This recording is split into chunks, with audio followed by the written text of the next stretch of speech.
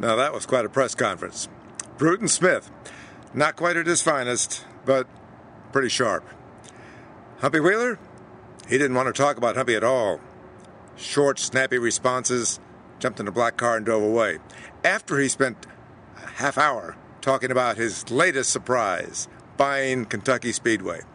He said he'd call it Kentucky Motor Speedway, but apparently there already is another Kentucky Motor Speedway somewhere in that great state, and he has to deal with those legal issues first. So he bought Kentucky Speedway. He says there will be a cup date there in 2009.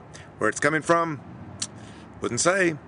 Left that hanging in the wind. But he was confident. He was asked, well, second cup date for Vegas, maybe too? He said, left that hanging in the wind too. He's in a particularly curious situation right now. He's got 8 tracks. He just lost Humpy Wheeler, the guy who's been running Speedway Motorsports for him for the last 10 years or so, and a seat to fill.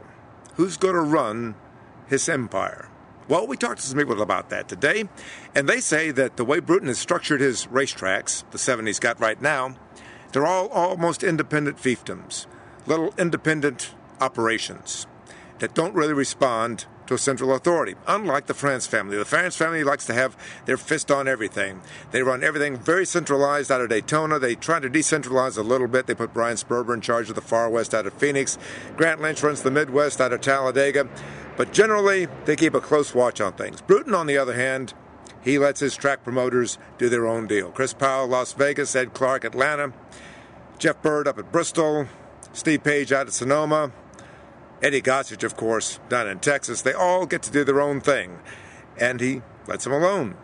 So the loss of Humpy Wheeler as boss of Speedway Motorsports, the holding company, I'm told, won't be that big a loss. They'll probably put Bill Brooks in charge. He's the chief financial officer right now, and that just sort of keeps everybody at Wall Street happy that there's actually somebody they can ask questions of.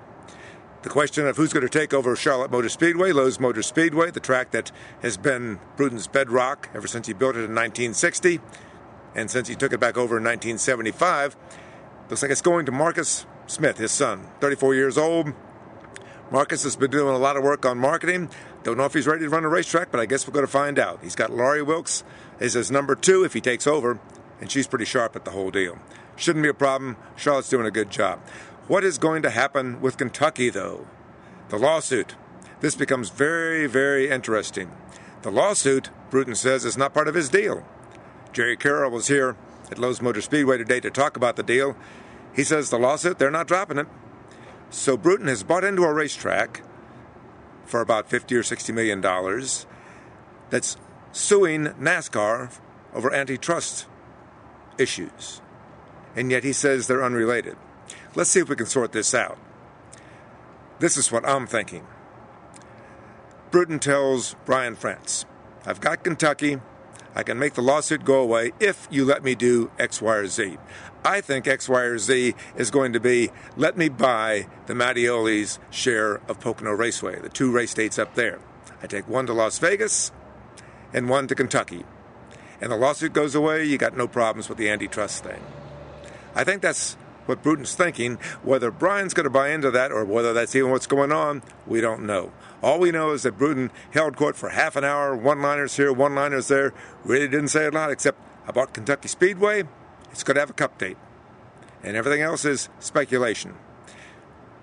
The managers of all of the Speedway Motorsports tracks are going to meet Friday morning here at Lowe's to talk about things. Not sure exactly what they're going to be asking. I guess we're going to find out. We're going to be over there messing around.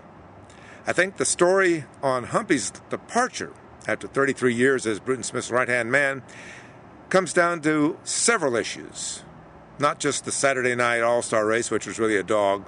100 laps, $1 million to win, and no crashes, no nothing, no action. I think it goes back to the drag strip.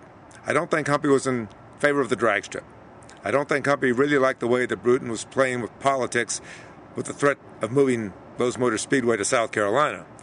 I think that that's the genesis of all the changes that were going to be made. Bruton says he's going to pay Humpy very well. For the next 10 years, he says he's got a contract to pay him $12,500 a month.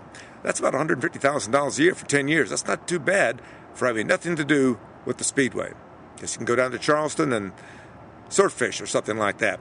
But I have a feeling, and this is what I told NASCAR, I said, you really ought to hire Humpy to take over California Speedway. Give him Los Angeles. Let's see just how tough this boy is.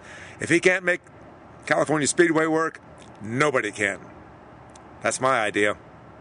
We'll see if Humpy's up for that. Mike Mulhern for the Winston-Salem Journal. Oh, by the way, we did have pole runs today. And guess who's on the pole? Kyle Busch. Outside, Casey Kane. And unfortunately, it's probably going to be a gas mileage race again in the 600 Sunday night. But that's the story today, Thursday. Lowe's Motor Speedway, Mike Mulhern for the Winston-Salem Journal and JournalNow.com.